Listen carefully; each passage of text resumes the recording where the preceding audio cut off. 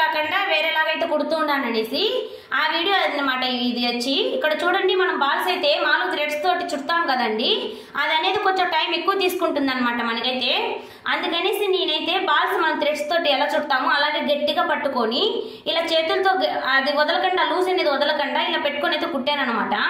అప్పుడైతే నాకు సేమ్ అలాగే చుట్టినట్టే వచ్చిందనమాట. ఇలా చేసిన వల్ల నాకు ఈజీగా అయిపోయిందండి పని అయితే.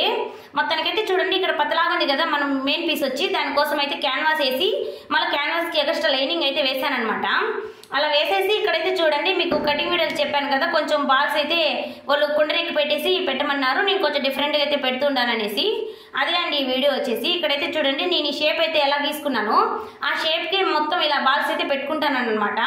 పెట్టేసి దీన్ని అయితే మనం మళ్ళీ మెయిన్ పీస్కి పెట్టేసి ఉల్టా చేసుకున్నానండి. మొత్తానికైతే ఇలా ఇచ్చిందనమాట. మీకు నచ్చితే లైక్ చేసి కామెంట్ చేసేయండి.